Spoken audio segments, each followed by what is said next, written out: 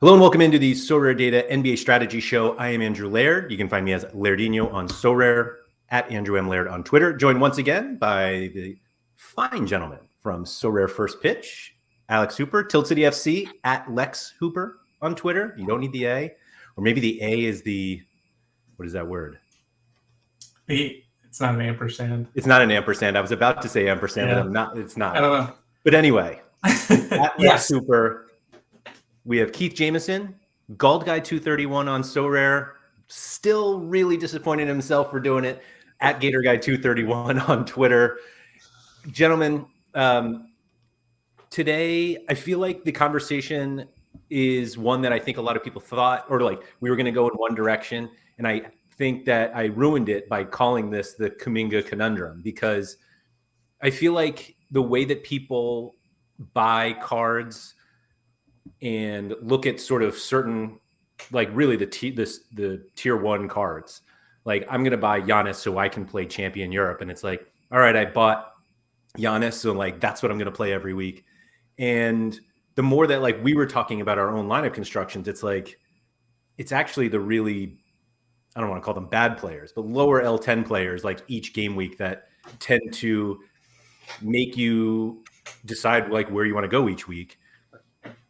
Alex, I'm going to start with you because Keith is like the whole, like, just play Luka. He's the elitist of the superstars. So I don't even want to hear from him. It's true. It's just true or not.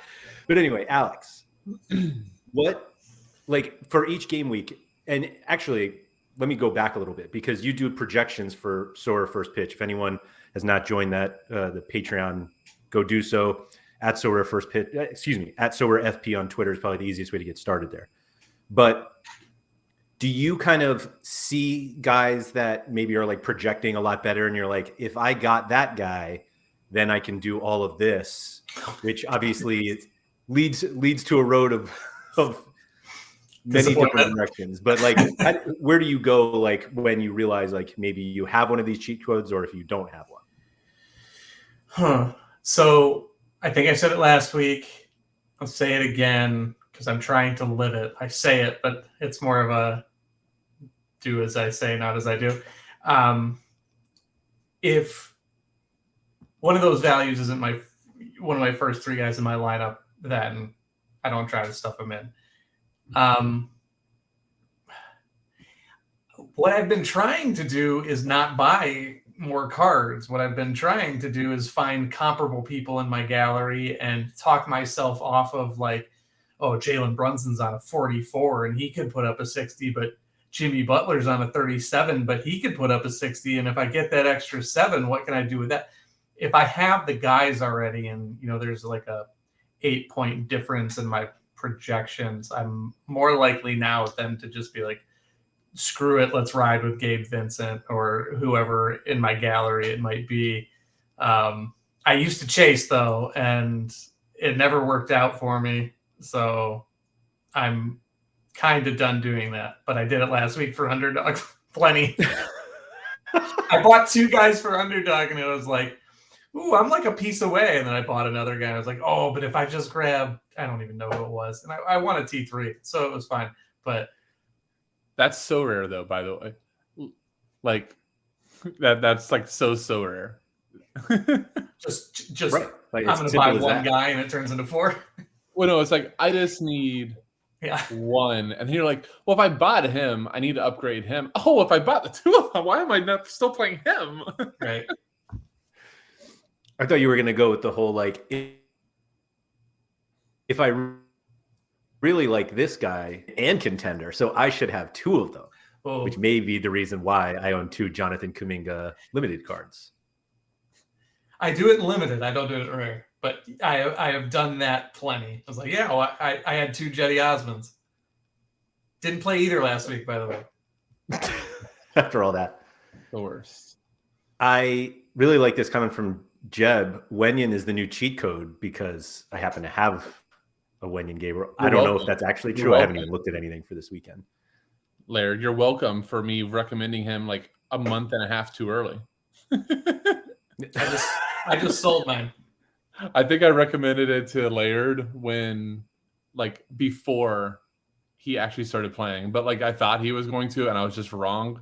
And Laird like responded, "Thanks for having the guy that I'm never going to use." No, it was like it was definitely in November. Oh, definitely. I think it was in November on a night where like all the Lakers were going to be out because I bought Gabriel and we both had Toscano Anderson on the same night. Yeah, and it's been fine. Whatever. It's fine. So, Keith, can you explain like if you have one of these cheat cards? I don't even want to call them cheat cards, but I like don't know what else we call them. That's what we call them. Yeah. So if you have one, like, what's your first instinct in terms of like how to like? I mean, I get to use this card now because we all know you're not selling it. What? How do you? What's your next step? Like, where do you put it? I mean, well, I got to stay on brand, so I put it with Luka, and I see what that looks like. But no, I think we're kind of when we were talking about the topic, where I was thinking like going with it is. I think you make your best lineup with your best cards. Like, so, most weeks you don't want Peyton Pritchard to be one of your best cards. That's like the first one I can think of.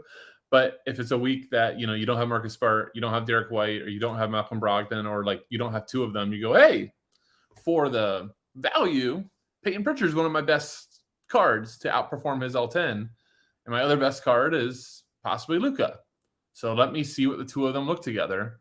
And if you put it all together and you're just like, actually, I don't need Pritchard because I don't have enough other like higher L10 guys. So I can play, Alex, give me a random like 20 guy name. So just do KJ Martin. KJ Martin was really fun for like 3 weeks. I have KJ Martin. I still probably prefer KJ Martin over at like a 22 over Pritchard at a 9. If I was going to have leftover salary. So then to me, then I would go, okay, let me make contender real quick and make sure Pritchard doesn't work there where I need to put the pieces. So that's where I think you've got to like stack rank your quote unquote power cards, see what that lineup looks like, and then kind of reverse engineer from there. Because the goal, whether it's like if I'm going to if my best lineup is contender this week, then I want to optimize contender with what I have. But if it's my best lineup's champion, then I want to do that. I don't want to just go, I always need to make champion my best lineup, even if my gallery doesn't agree with that. But isn't that the opposite of what you just said? That you were like, oh, I have, let's just use Pritchard as like the week. And you're just like, what can I do with Luka? Well, but like, I think that's where I start, right? But I'm more so saying like, okay, let's say that, I have, like Kawhi's been kind of like my number 2 to go with Luka recently, but like Kawhi's getting up there. But for a little bit of time, Kawhi, I think was like a 35. So let's say that like, I get Luka, Kawhi, KJ Martin, enter your names. Pritchard's the last one in, but I have, 15 left over. Am I really, the instinct is to go buy more. Right? Oh, I got 15 left over. Let me go buy stuff. But I guess where I'm going with that notion is maybe instead of jumping that, maybe now go flip over to contender. Now plug in Pritchard there, play it all out. You might see that like, wow, this lineup is awesome. Yeah. And then you just go from there. I guess that's where I'm going with it. Like it would be like a 2-step process. Okay. So the Pritchard Luka thing is actually kind of funny to me because it really has nothing to do with Luka because you're playing Luka most likely in champion. So it's actually the other guy. You're right. It's like the 2v2 starts with like whoever it is, Jokic or Jan, like your other one. That being said, I'm like looking at L10s and projections. Is Luka the cheat code now? Oh, at 48, he's stupid. I was going to say, like, he's an interesting piece because all this, like, for every, we're in game week 31, 30 now. For the first 29, 30 weeks, it was like, you don't even think about Luka, he's your MVP. If you have him, he's just your MVP. And then all of a sudden this week, and then next week, I think the same thing because I think we have like a 70 or 2 coming off of his scores. It's just like, all right, do I is 48 good enough as my number 2? Like, is my MVP good enough now, or do I play him in contender? That's where I was going with this. Yes. Like, I wonder if we're going to see more people playing him in contender, because like 48 is a reasonable, like enough Peyton Pritchards or Cedi Osmonds. Like, you can definitely play Luka in contender, or that's exactly what I was going to say though. Why not? Like, you cannot tell me that Luka and somebody with an L10 of what would it have to be? Alondas Williams -3. Right. Yeah, exactly. Like, that should be the top underdog stack of the week. Alondas Williams and Luka in underdog. But hold on. Can we throw the big butt out there? Because there's not underdog. Oh, come on. You could have done it this week though, because Luka was a 48. I know, but back Is he to 48 our, for coming into this game week though? Back to our main point from last week. They're super rare underdog. No, they're not underdogs. Super rare underdog. So Laird, I want you to go find one of your buddies. I don't even know if you have a buddy. I'm definitely not in that circle. No, a buddy that has the Luka Dončić super rare, and go, hey, go play an underdog. Take your $25,000 card or $30,000 card. Someone played a 0. One person played Luka and rare underdog this week. But Alex, not that either one of us will ever do it. But if you had a super rare Luka, would you ever have the boop to put him in super rare underdog? I think that's probably the best place you can play him. Like, I don't know what the prize structure is for it, but why is that the best place to play him if like you actually have viable people around him? Because like, think of how many other mints there are that actually fit in that contest. Like, I don't even know how many. Let's see. There are currently 50 entries. And let's see. You get a tier 1 super rare for first place. Okay. I got to beat 49 people. I got Luka. And like, if the person who has the Luka, or the 3 people who have the Luka, if they have the horses, like if I'm doing DFS contest selection, I like my odds there. Although Champions only got 56 entries right now, so yeah. I mean, I think it's just hard to go in to have, like, I was just like looking at SorareData, just the little average of the super rare. Got that nice USD right next to it. Nice $20,943, and say, yeah, I'm gonna put him with, God, give me a 3 with Terry Taylor, and hope Terry Taylor plays. Yeah, nice super rare Ryan Arcidiacono. That's right.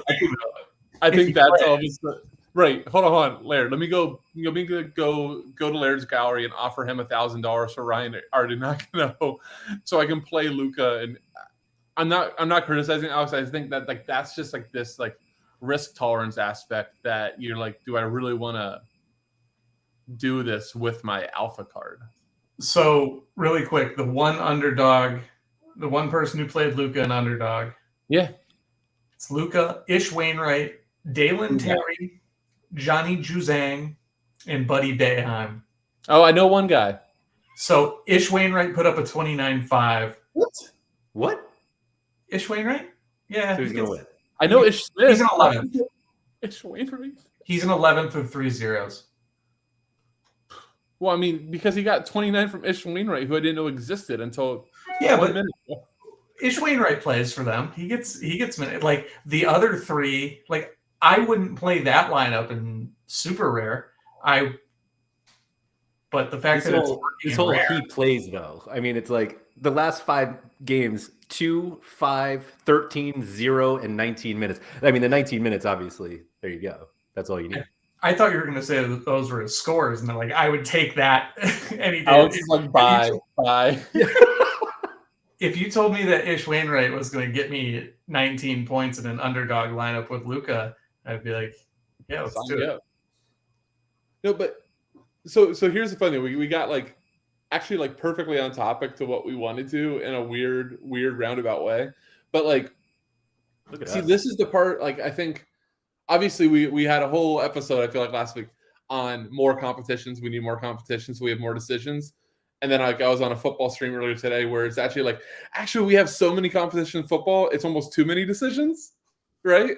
I actually think it's awesome, but I can get it. And I really do think that this is where the fun of this game can really, really, really get. If we do have more than just like champion, contender, and like one other, and like you've got this $21,000 super rare, and like you've got to figure out where to use that card. Like where is that going to be the most power for you? And so now I think like down to us on smaller galleries, we kind of have to like figure out, maybe it's not our Luka, but maybe it's like that card of the week. Like you've got the Jonathan Isaac before he was like ruled out. You've got you were sitting on the card that was a 0, like that everybody wants. Like where are you going to play it? Because don't F up, because you got like one shot. Or like you just said, Luka at 48 could actually be the cheat code. So I think that's where I really do enjoy the strategy of this, is like, how do you solve that puzzle? And how do you maybe solve that puzzle without blowing more money on it? That's the $1 million question. Yeah. So I think we have an interesting one this week, because Luka at 48 is significantly easier to fit into lineups than when Luka is 58 or 68. Is Luka, and I know the answer is definitely not. Well, I don't know if it's definitely not. Is Luka in no cap, which is what we have for this upcoming week, a waste? Because you're not taking advantage of the fact that his cap is like really low for Luka, and that you could make like better champion or even a contender lineup with him this week. And now you're going to go up against no cap competition or no cap lineups, which like you don't gain anything from like spending more, spending cap. But are you like essentially giving up an opportunity to play like effectively cheap Luka if you play him in no cap this week? Yeah. I think the answer is you should have multiple Lukas, but that's not realistic. Well, you know what the funniest part about that, Laird, is though? Like, that's actually probably not the right answer either, because until this week, having multiple Lukas did you little to no good, because, they don't always have no cap. Right. And then he kills the contender lineup because he's normally at a 58. It's like, it's that injury that's creating this opportunity. Yeah, like the list of guys, like obviously everyone with the L10 higher than him is still like a very legitimate play. And like even if you skip, I'll make the cutoff 50. So like Randall and Kawhi Leonard or 49. So the guys at 50 above are AD, Gilgeous-Alexander, Jokic, Giannis, Kyrie, Tatum, Embiid, Lillard, and LeBron. So like Luka's better than all of those guys because he's the best player in the game. Right. But those guys, like you wouldn't want those guys to be your MVP if you had Luka. Like as weird as it sounds, like you can now play an Elf 1060 LeBron with Luka if you want. Right. In champion. But like, do you play that in no cap where like, I don't know. This is why I don't have Luka. I don't want to make these decisions. You don't want to make these decisions. That was the cause of it. Aviation, before we go any further, I'm going to shut you down. His first game after injury, he got 80. So pretty darn good. He has Luka coming off of injury. Pretty good. I hate to be the boring answer to that question is like, if he's a top 5 scorer in the week, then yeah, you don't want to. I tried to there's a French proverb about chasing 2 hares, and if you chase 2 hares, you'll catch neither. I try to prioritize one lineup and try not to think about the whole like, well, I could just drop down to this guy because that makes my other lineup better, especially because the lineup that I prioritize every week, no reward. The lineup that I'm like, yeah, this works, reward. The last 4 weeks, I swear. I think that's like literally the number one like decision each week with Sorare in any sport is just like your ability to actually prioritize what you think you are prioritizing. I've talked about this on the football side with like under 23 competitions, and it feels like a total waste to use a under 23 player in a non under 23 competition, because you're like you probably paid extra because they are eligible for under 23, but like if like your number one priority lineup in a game week is not under 23, and like one of your under 23 players is your best play of the week, do you actually play them in that lineup, or do you essentially not use your best player in the lineup you're supposedly prioritizing, and you make your under 23, which is not that strong? Like, well, it's better because you have your best play there, but if your other players aren't good enough, then what do you do? Like, I think that's literally like all the strategy things that we talk about and all the things that you can consider in Sorare. Like, actually putting into practice priority is the hardest one. 100. And Laird, what do we actually know on the football side happens every single time? Like, I would say to 80% of the users, what do they pick in that situation? More lineups, man. More lineups. Why would I want 2 lineups if I could have 4? And guess what? I hate to say it, it's actually like, I think in NBA too, it really works as well, because it's almost just like what Alex just said. His lineups that he doesn't prioritize do better because it's like that extra spin of the wheel. You know, so like part of it, as stupid as it sounds, like there's actually some justification behind it too. You know, so to me, it's like almost the same as Alex. I think this is a layup. Sometimes I'm very wrong on this, but you have a player that is 5 points less than you have 2 guys, same L10. One guy is projected for 45 points. The other one you have projected for 40. But the one guy has 2 games. The other guy has 1. The one with 45 projection has 1 game. The 40 projection has 2 games. Who are you picking? Yep. Why?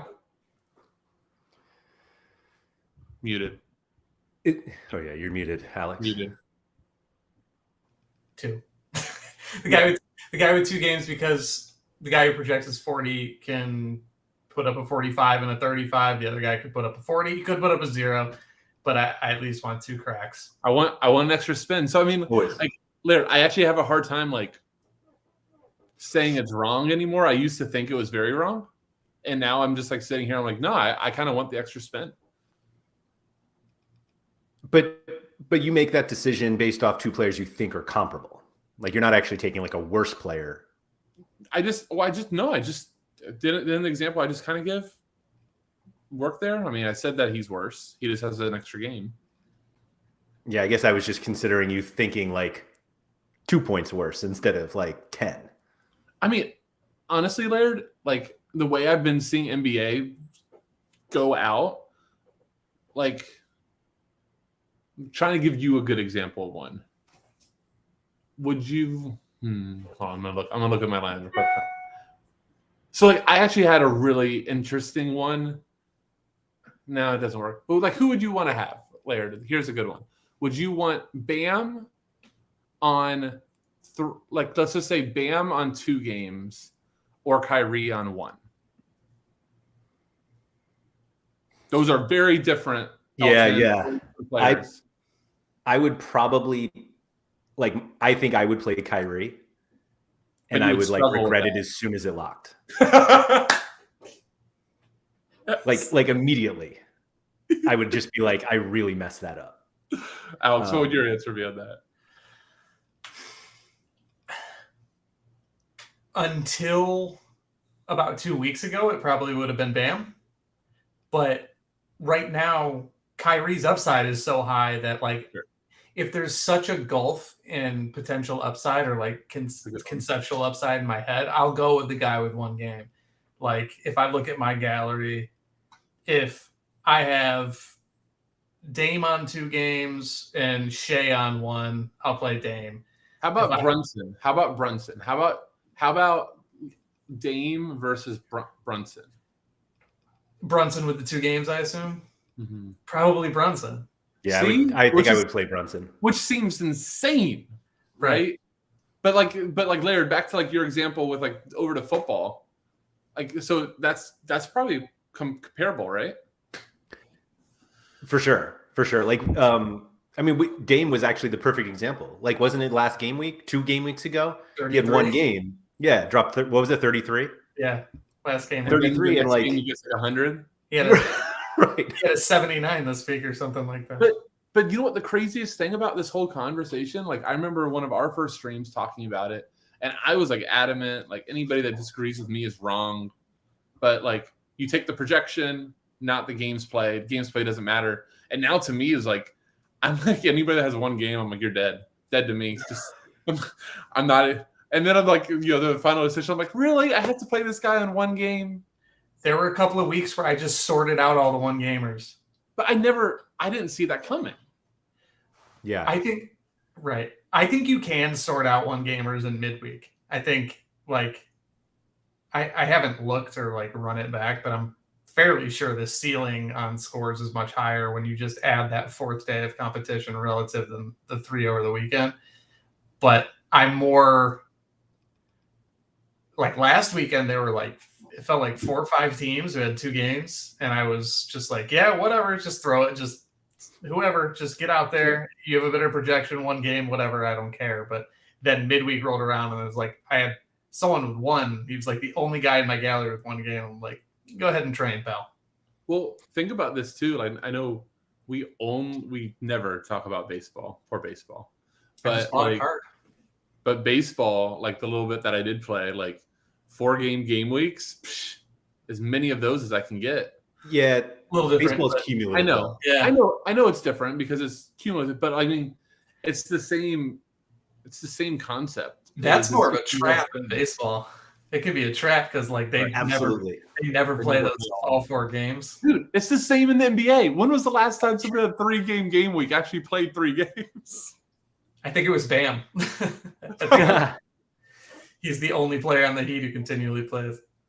So, Jeb commented earlier that Luka shouldn't be your MVP and champion ideally. Like, I assume that means on the L15 of 48. So I started looking at like projections for this weekend. So Luka's on a 48 with 1 game. So like Luka, Anthony Davis and LeBron, Kyrie, Tatum, Giannis, SGA all have 1 game. And they're all within like 10-ish L10 points.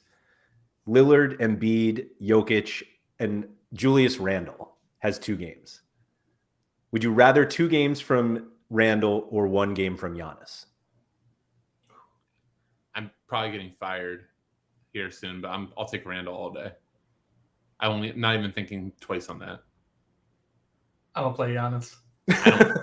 I don't trust Giannis as long as he's in Laird's gallery. Ooh.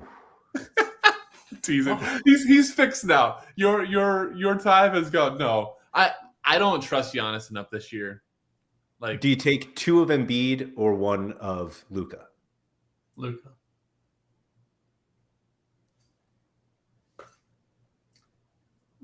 broken. Luka's the you don't find a Laird? Can I actually? It's gold guy to you, Jeb. It's gold guy for the next 2 months and 1 day. Okay, but no, like, can I tell you like the why though? Like, I'm so adamant on that too.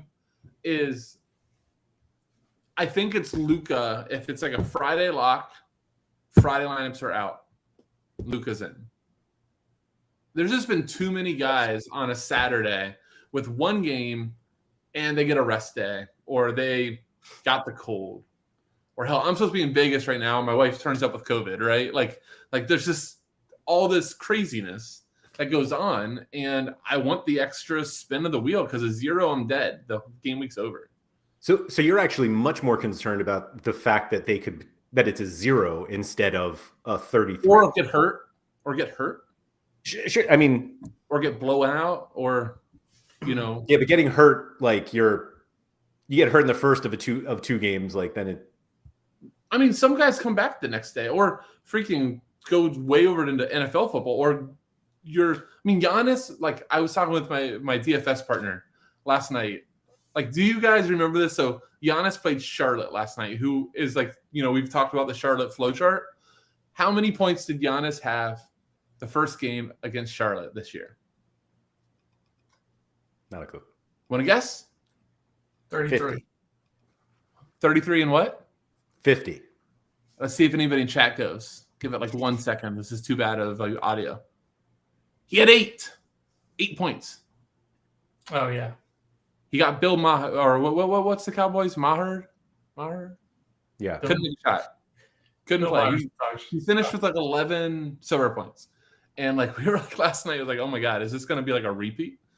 That's what the thing scares me, Laird. That is not fair that you brought that up. Why? Because that is the first. That's the first night I played Giannis.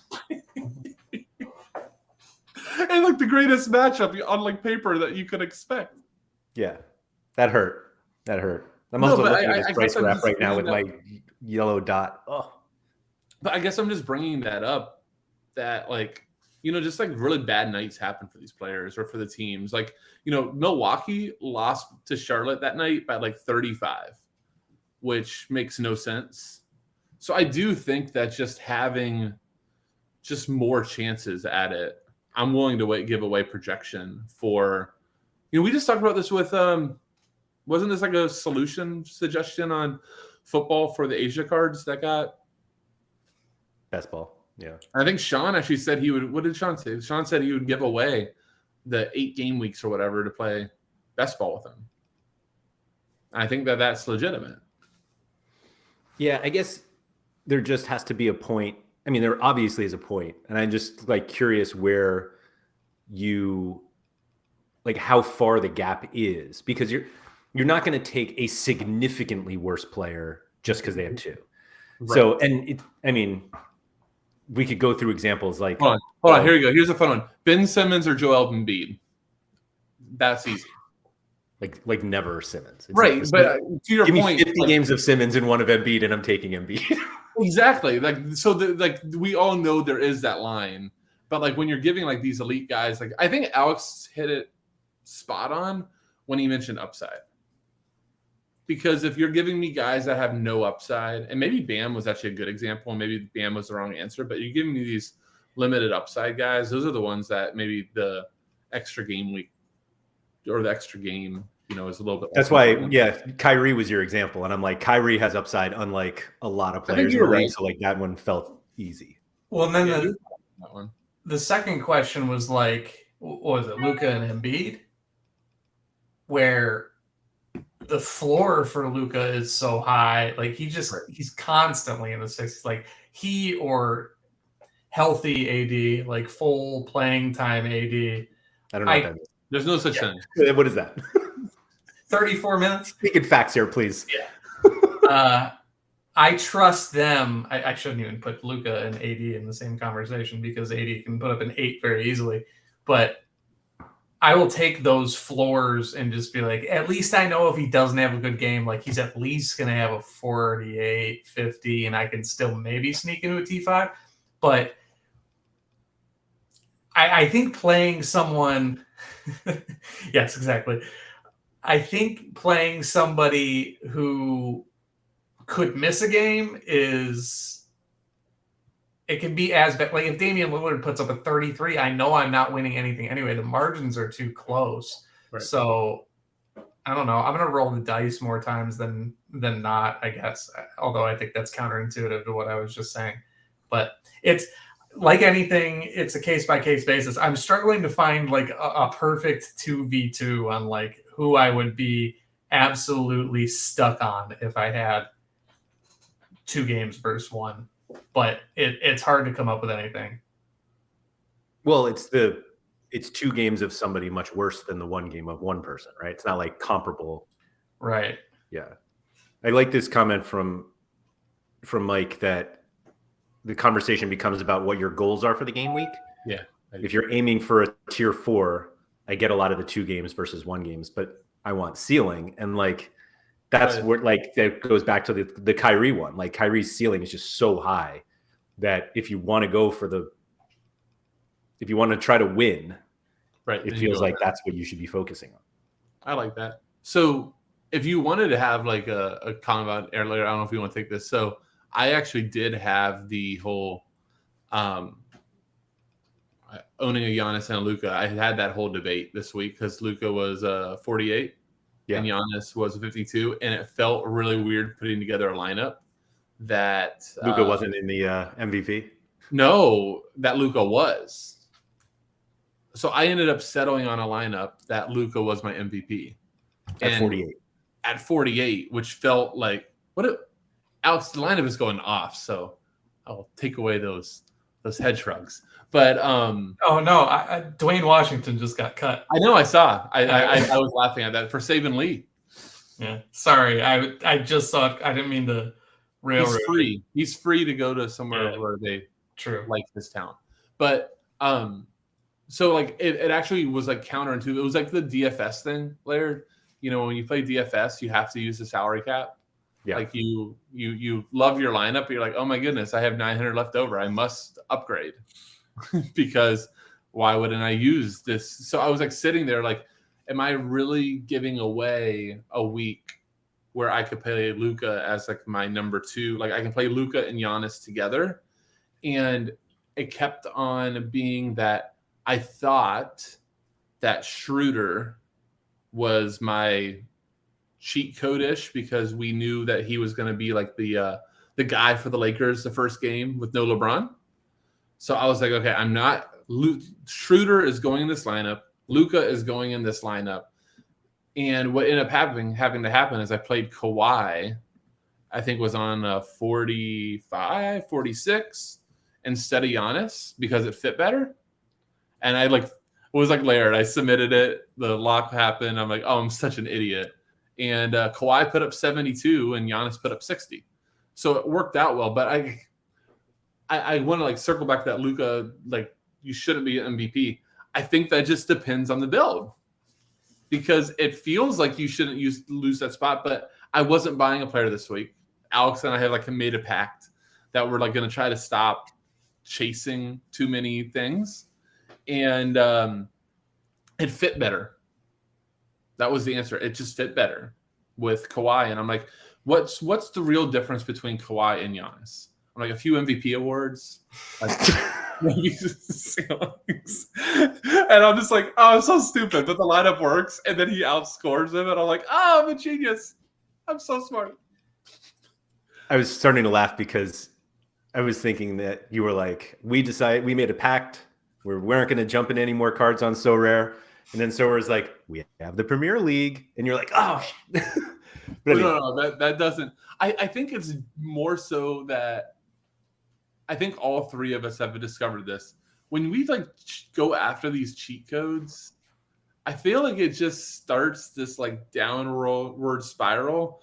The week goes awful. And then just like as the to make it more fun, by the end of the week, you get to look at what you paid for the cheat code versus what he's worth now. And you just go like, God, I'm not the smartest individual right now. So I was thinking about this earlier, actually. I think comparing like what we want to do now in terms of like, I don't want to chase cheat codes is very different than a month or 2 months ago. Like, because we've had enough success, and I view success as like winning anything. Like we probably all have at least 2 like tier 4 rewards that have like turned into our cheat. So like we don't have to chase them because we're like, oh, one of these cards that I completely lit money on fire with 2 months ago, now I can use it. Shout out Wenyan Gabriel. So like, I think it's easier for us to be like, oh yeah, we don't have to buy, like I'm not buying cards now. And it's like, well, we also have like 40 more cards than we had back when we were buying these ridiculous cards. So like, I don't know. It just, that's the way. But I also, to go back to your point about the whether to use Luka as your 48 L10 48 MVP, it's really like whatever your bottom player is, right? Like, isn't it more like now your bottom player is better because like you're not, or does it even matter? I guess it is better because like you're not Because if you were playing Giannis, now Luka is like your top non-MVP. So you're using up 48 cap points already. Whereas if Luka is your MVP, maybe your next one is 38. And so like your bottom player is 18 instead of 8. Like it just the rest of your lineup at least is more, I don't want to call it reasonable, but like it's just not as punty, it feels like. It should be. Don't look at mine. Or so do you want to hear another like stupidity that I did this week that we just were talking about not doing, and I'm like staring at my screen like, oh, you did it. To get another team in, because I wanted to use my Giannis still, I was like, oh, I had Taj Gibson as like my punt, and then I'm like, oh, but I need him to play the Eastern Conference. I did this. Yeah, and then I'm like, oh, Josh, I think his name's Josh Christopher. I actually don't know his first name. I'm like, I think he might be okay of a play. I think enough people are out that he got like 18 minutes a game beforehand. And I was like, Alex's projections said I'm done, but I'm like, but if I put Christopher here and Taj here, I got another lineup. And that's what I did. So I did. And Josh Christopher was on a 1, by the way. He was on a 1-game week. Taj Gibson was on a 2. But it was another lineup. It was another He was lineup. on a 2. It was another lineup. They're not playing. Oh, that's right. Oh, that game got postponed, right? Yeah. All right. Well, then, that was a great decision. Yeah, great decision. Yeah. Brilliant. Process over results, man. Yeah. Everyone knows that. So I did basically the same thing this week in terms of like, here's a good decision. And I'm like, no, I'm going to make this other decision so Giannis finally coming good now that I have it. So I was like, all right, let me just put him into limited champion and I'll see what I can do. And I build the lineup, save it in the lineup builder. I go to Eastern Conference and I'm like, oh, so I have LeBron and I had Giannis and I was like not playing them together. And I'm like, I think Giannis is better. But he's in the East. But LeBron plays in the West. So yeah, let me take Giannis out of the champion lineup. Yes. I'll throw LeBron in. I'm trying to look here. Who did I even throw in with these clowns? Yes. Steph Curry, another one that I had in champion. Or no, right. So I was gonna play Giannis and Steph. And now I'm like, oh, now it's LeBron and Steph. Like it's fine. And then I'm gonna play Harden or DeJounte Murray. And I'm like, both of them are in the Eastern Conference, though. So let me take them out. And then I had Siakam also, but I'm like, he can also play it. And like, I just kept doing this. And I basically killed 2 lineups. Like neither of like the limited. So the Eastern Conference one ended up with Giannis, DeJounte Murray, Harden, Isaiah Livers, and Aaron Nesmith. Nesmith on a 1 game, by the way. Okay. I love the before the game is played on SorareData, we just have the big red 0 and it looks like he's already dead, but it's just like getting you ready for it. But then in limited champion, like what did I even play? LeBron, Steph, Siakam. So I was like, I didn't want to play Siakam at all. So I was like, but I'm going to prioritize Eastern Conference. So then I'm like, all right, let me have him kill the limited champion. And then who else do I have? Tillman and Jericho Sims. Like it could be something, but like I just feel like I was like, because I started to like the Eastern Conference one, I just like split the lineup that I should have played, which was like in limited champion. But like I was like, but I have like good Eastern Conference players, so let me get them together. And it just feels like a mistake all over. I love it. If you chase 2 hares, catch neither. So can I drop a quick 2 games versus 1? I think I found a good one. Oh, he finally found one. DeMar DeRozan on 2 games or Jason Tatum on 1? Ooh. So I didn't think that's where you'd go. I actually was thinking you'd pick a 1-game DeRozan or a 2-game somebody worse. Like I saw DeRozan there and I was like, I played DeRozan in underdog. So I'm like, let me get that 80 DeRozan game. I would never play 2 games of DeRozan over 1 of Tatum. Really? Yeah, I think it's too much. AD, that might be different. Their upsides are similar. Right. But Tatum just feels more like I would be more confident that Tatum like definitely plays. Whereas like somebody like Davis or even like any like Steph, that always worries me. Like I hate that I have to worry every time I put Steph in a lineup. They had 3 games this week, so like this was like the perfect situation. But like just guys like that every so often. Like would you ever, if you had like that situation, play Kawhi on one game? No. As a Kawhi Like, owner, I don't. I just look for the 2 and I look that they're not on a back-to-back, and I'm like, okay, that feels better because like the Clippers on a back-to-back just means 1 game for Kawhi. But doesn't it guarantee one though? Like he's gonna play, right? But now all of a sudden I have to evaluate Kawhi is on a 1 game, not a 2 game. Right. There are a lot of people like that where if you see 2 games, you're like, yeah, but are they really? But they're not. You're like I know SorareData and Sorare says 2 games, but it's not. But it's 1. But the point of the 2 games is that like you basically know, or the hesitancy on 1 game is that you just don't know that they're going to play that 1 game. But like Kawhi's 2 games all but guarantee he plays 1, right?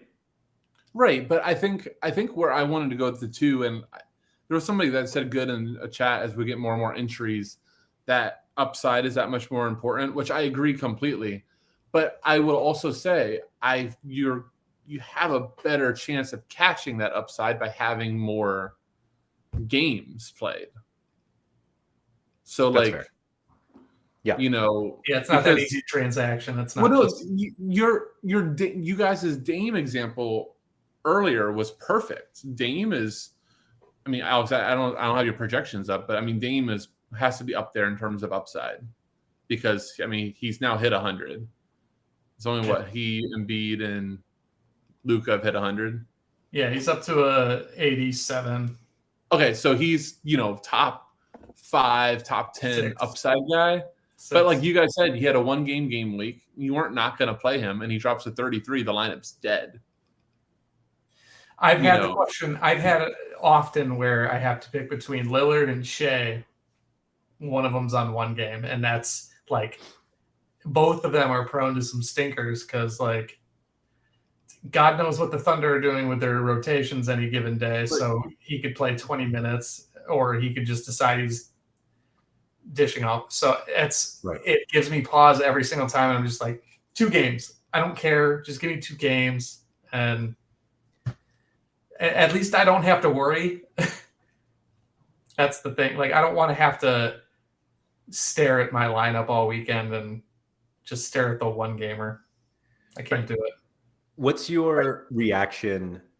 So, like, I'm looking back last game week, Jaren Jackson had a 30 and a 58, which I feel like is the perfect 2 game. Great example. How do you feel like when Giannis, I think it was Giannis last game week, drops a 69 and a 70 in the same game week, and you're just like, like everything is bad about it. It like pushes the L10 so high because it's 2 games that just smashed, but you only get 1 because you get the best one. Like I hate that. Like that's the bummer when like a guy smashes twice in the same game week. Yep. Yeah. Let me carry that over to the next one.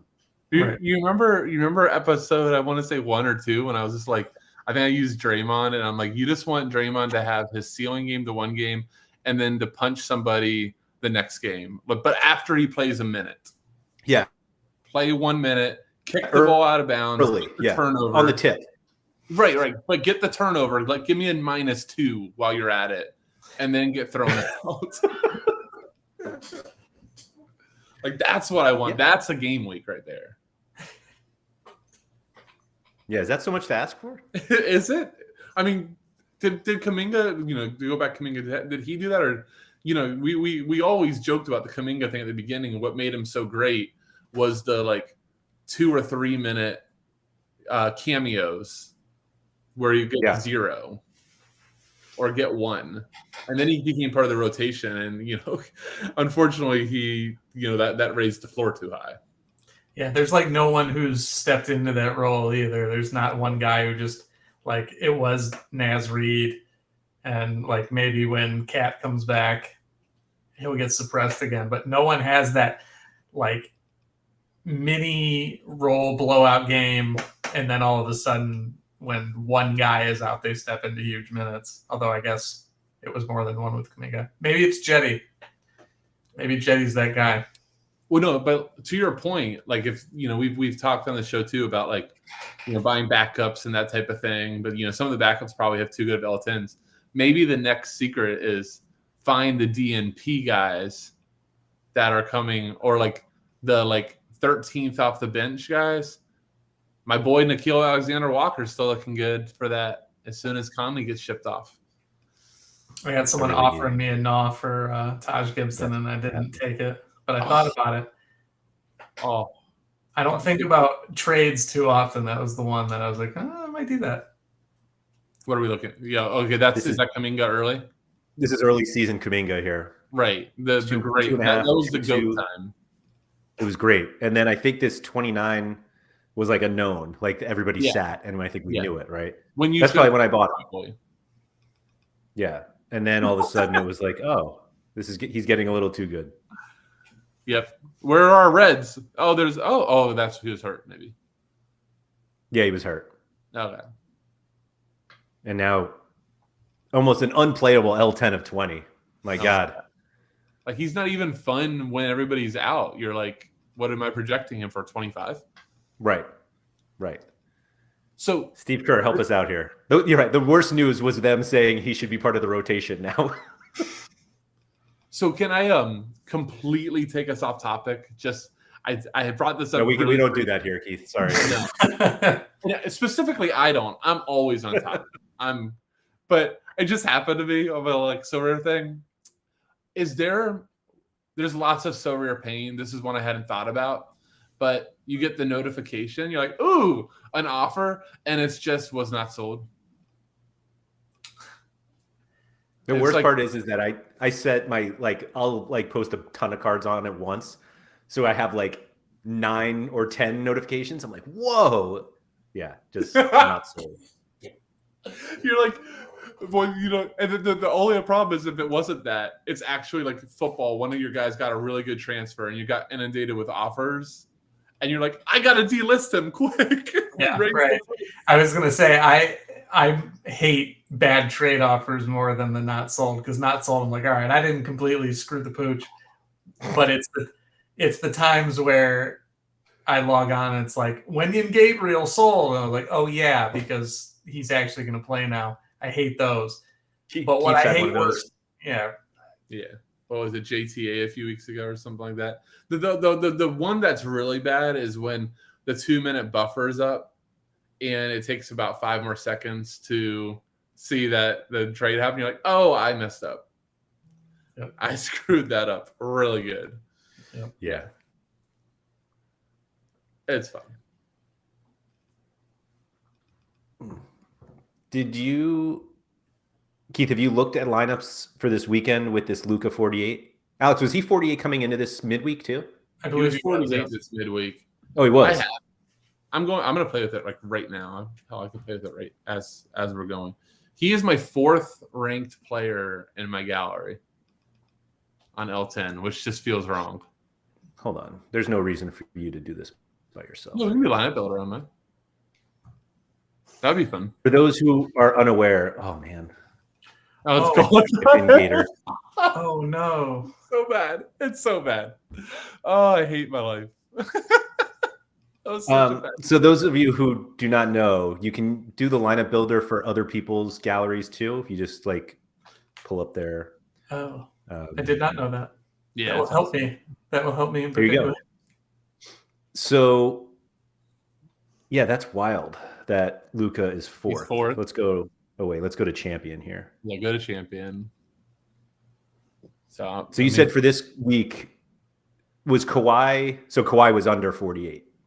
Yeah, well, Kawhi was 46 or 47, and then Giannis was 52, and Luka was 48. So it was actually just really weird because you naturally want to go oh, I actually can play Giannis with Luka.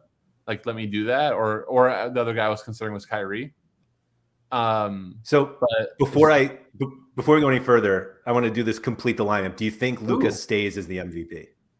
I'm gonna say probably yes, because I think the bottom of my gallery is probably pretty weak. I was going to say the bottom, if you go by ratio, this is just like best game projected divided by L10 is not great. Yeah, you're going to have to go buy some cheat codes. Nope. Figure it out. They're going to come to me. All right, let's see what we got here. It does. Oh, it does. Oh, but it throws in Hernet. Like, you're not going to play. No. And I'll never play BAM on a 41. Sorry. I was going to say, but you could work down from BAM. Right. That's what I would do. And Gomez pretty easy. Josh Christopher season. Let's go. He actually is like not the worst player. Like with KPJ out, he's not awful. You know, this is where this is how NBA works though, okay? It's like you look at it right now and you just expect like you're missing something. But like I'm staring here, like I got Montrez on a 12, and all I need is Joel Embiid to be questionable for a day to pull the trigger on something like that. And have a chance to it. From experience, you never want to play Harrell on a Embiid questionable. That dude better be out. Like, you do not want to go in and be like, I really hope Embiid doesn't play. Like, no, he's got to be out. Trust me. Yeah, like right now, I'm kind of screwed. Would you play this? I might need it, but no. Well, okay. So you just did what I was doing. I was playing with Paul there, but hold on. How do you? Oh, okay. Why is my Schroeder not? Well, see, I don't think Schroeder's necessarily that good of a play this week with LeBron and everybody back. You know, I was like kind of like I'm assuming that if I take, it's not. Oh, God, I need some upgrades. We got a freezing issue. Yeah. The pervert projection at the bottom, that's pretty sharp. The where? What was that? The customized settings at the bottom where you can change your preference. Throw in some more there if you guys want to include the up. Yeah, do upside. I think that's better. Upside or ceiling. What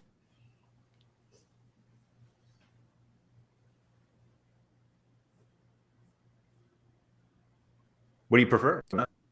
You've been lagging pretty hard, Laird, but just do ceiling. Just do ceiling.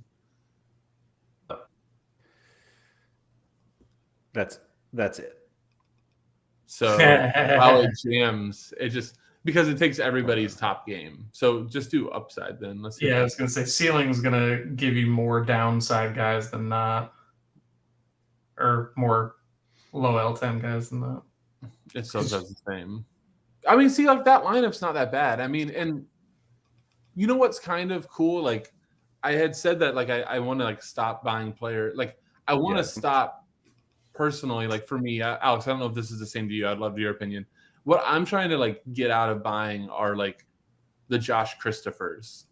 Like he was a reward, but those are the guys or the Peyton Pritchards. I don't want to buy the guys on 9s that are inflated that, you know, their projections aren't like all that great. I don't really mind. You know, I bought Walker Kessler a few like those like 25 to 30 type of guys. I think there's most of them are finely priced. They, you know, you can kind of pick a matchup, and then if you did just want to get right back off of them, you know, their prices are pretty stable if you don't buy them like on a cheat code, so to speak. Like, what are your opinions on that? Yeah, I mean, same. I'm done, especially limited. Like the payout for the amount of times I've realized that at this point, I'm just like not going to do it, not going to spend up there. I would just rather like say it's a 12 that's popping off. I know that it's not something we would consider a cheat code, but like I'm just like Dwight Powell's an okay projection minus Wood on a 17. Like I'll just make it work if I have to, and that's just where I'm at. I can't chase those guys. What did Blender used to say? I'm gonna let people run me down, right with whomever. Like that's where I'm at with it. I'm like, if you're going to beat me with Peyton Pritchard, beat me with Peyton Pritchard. I won't lose sleep over it. Right. I'm not going to be like, I can't believe I didn't pay $40 for Peyton Pritchard to use this week. just for him to go down to $8 next week. Yeah. So I think that's actually the problem, is that I can't remember the last card I bought, like low L10 guy that I bought and played in a lineup, and the lineup did well, and like he didn't. I somehow avoided the 80% drop in price. Like, well, that's it's just like it really doesn't seem worth it. And that's exactly what I don't know if like you had done for. That's exactly what I was saying with that lineup. Like, I will probably buy a guy. Like, I'm not opposed to buying. Like, where I specifically, I think I said wrong earlier. I just want to get away from chasing those guys. Like, the funny thing, he just used Dwight Powell on a 17. Dwight Powell on a 17 is cheaper than Dwight Powell on an 8. For sure. Like, probably by double. And I think that that's kind of like this Sorare NBA economy right now that maybe is a little bit, I don't even know if it's broken, but like that's where the trap is maybe spending your money on that type of thing versus like you just showed there, meandering your builds around a little bit. So then maybe like the guy you have to fill is a 28 or a 30, and I can fill it with Sadiq Bey, very great, solid enough guy. Yeah, let's go Nova. I got some Nova love over here. But, I could fill with a Sadiq Bey, or for the longest time, I still think Ben Simmons is a really kind of fun play in that mid to high 20s when he plays. I was going to say, you're really going to die on this Ben Simmons hill. Laird, I've won a lot with that card. I believe you. It's been Thanks a good to Sorare, card. we have no idea, so I'll just have to take your word for it. But yeah, not yet, but yeah, I've done pretty well with him in like rare contender because he'll just have the couple like the 4 or 5 steal games and like the 1 to 2 block games, and with his 2 points and 10 assists. But like a guy like that, his like let's say in the limited variety, that price isn't going to jump up or down based on him going from 26 to 28 from 28 to 26. So like even if you do just have to sell him the next week to buy your next guy in that range, you can trade around that range and I feel like stay pretty afloat. It's when you're just constantly chasing these 8s and 10s that you're just going to kind of lose your pants, so to speak, on it. Yeah, it just seems like the upside on those cards, like you're buying them in their best situation. Like you said, like Dwight Powell at 18 is not as good as Dwight Powell at 8. And so... Or no, they're actually just as good in a way, like from like a raw score. But price-wise, you're paying double for the 8. Right. That's just the weird part of the game. Yeah, I do wonder, though, like how much those guys, like the Powell at 18 doesn't make sense with Luka at 48. But I guess it does. Like if there are enough guys like Luka, which that's a ridiculous statement. If there are enough like upper tier players, like how we had when Steph was like a 40 and should be Siakam now at 41, but man, that guy, I would kill for 41 out of him now. But like when Dame is at 38, like it's guys like Powell at 18 actually become more viable because like you can play them with those guys, with a few of those guys, as opposed to like when Luka is 60, LeBron is 59, Giannis is 58, Jokic is 58. Like those guys, it makes the lineup construction so much harder when like those guys are actually really high. Yeah. If you want to share aviation bugs, 405, I think we've talked about this before and I was on a different side. I'm in a complete agreement there. Like Alex, you had what was it the week you were like just all over Giroux at 30? Wasn't it like Giroux and Brunson both at 30 or Fred VanVleet or something like that? Mute. Sorry. It was definitely VanVleet. Yeah. Well, it was Holiday for sure too. Holiday, Brunson. Right. I played the two of them together and I considered going and getting VanVleet, who I think had the best game out of the three, or no, didn't do better than Drew. Anyway, yeah, like those are the lineups that I love, and then you can just throw Luka or whoever your dog is in MVP, and then just fill in. You know what's funny, Laird though, too, and like Alex, you've played enough DFS basketball. It's actually funny because in DFS, we always would do the 40 and 10. Would you still? I mean, I do, like, because that's like from the projection algorithms and everything. Like, that's just kind of how it works with the salary caps for like a one night thing. But you know, you do like then you all of a sudden you'll look at the guy that won 100K that night, and a lot of times he doesn't have the 70%. You don't do it, yeah. Guy, because even though the 70% 3,600 guy did well enough to like pay off his salary, it's kind of what aviation said there. Like the long term, the guy at the 25s, they led you to a different construction, right? They led you to a completely different way of building your lineup, and you led to more upside. Mm-hmm. So it's just a really interesting way to be contrarian. Do you think most people, Keith, in your situation, would play Luka and Giannis? Yeah, like if they had them. I mean, I know I feel pretty confident of saying that this week, like I probably definitely went the more contrarian route with Luka and Kawhi. Are you considering a Giannis, Luka, Kyrie, Kawhi? I don't know who else you have. No cap. No, I think you just. I think if you're going to play no cap, you've got to. I don't even think he plays anymore. But like the first night of NBA when we were on with John Nellis, like I think like no cap is a John Nellis lineup. I'm going to buy the 5 ballers, and I just want to play them. Nellis did a video today for anybody who is interested. SorareData football is free for a week, so he did a video of his favorite tools, but one of them was the NBA lineup builder, which is free for everybody right now. Nice. And he's saying he won a tier 3 rare from. Bye-bye. Oh, no.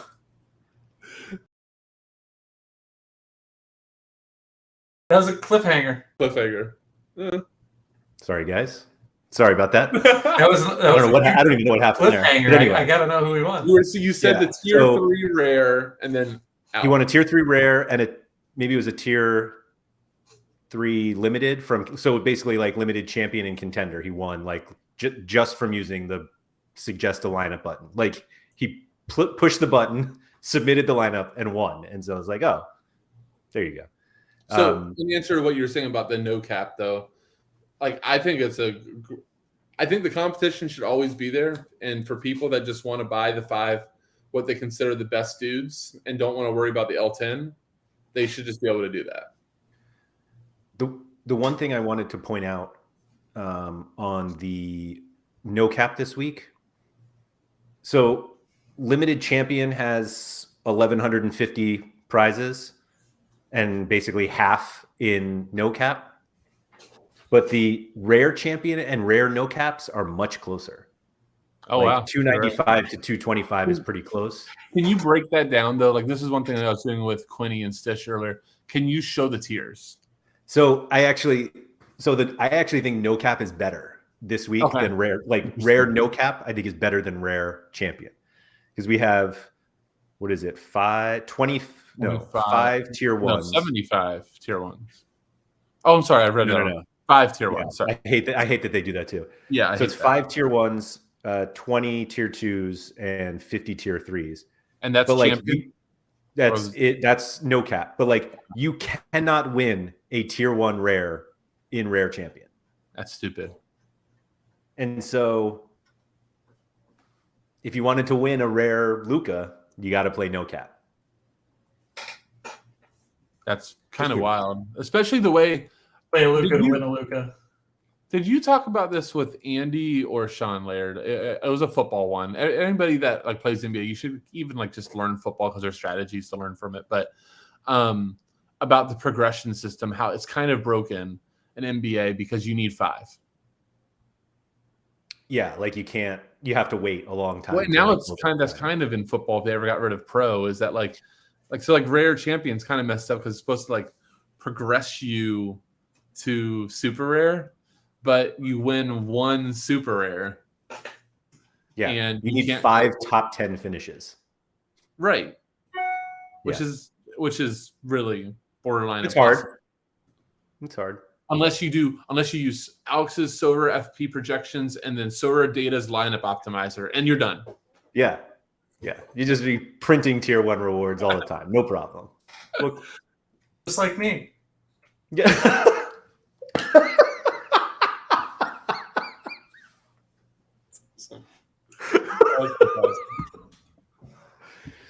Thank you to everybody who has joined us live. If you guys could please hit the like button on the video, it's always really appreciated. If you have somehow not subscribed to the channel, please do so. We have seen the subscriber count move up a little bit. So if you know somebody who likes SorareData and Sorare NBA content, have them subscribe to the channel because there's more stuff coming. So yeah.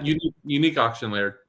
Oh, thank you very much. That's funny because I was going to say at the beginning and I totally forgot. The Giannis Unique auction ends this Saturday at 11 a.m. Eastern time. Starting at 10:30, we are going to live stream and talk about that auction while we watch and see who wins it, how much it goes for. I can't fathom it will not be the most expensive card ever sold on the platform. The Anthony Davis Unique is currently at the top there, and Giannis surely beats that. So join us for that. It's a good time. We have done them for football for a while. We haven't done them haven't done them in a while, but they're great. This Giannis card, they are fun. And this Giannis card is really fun. I think you could argue it's like one of the 3 best cards on the platform that they'll ever make. It will be the best card or as of this weekend, since we don't have a Jokic or Dončić uniques. I'm guessing we'll do a watch for those 2. Just saying. But anyway, join us for that. And otherwise, good luck with all your lineups.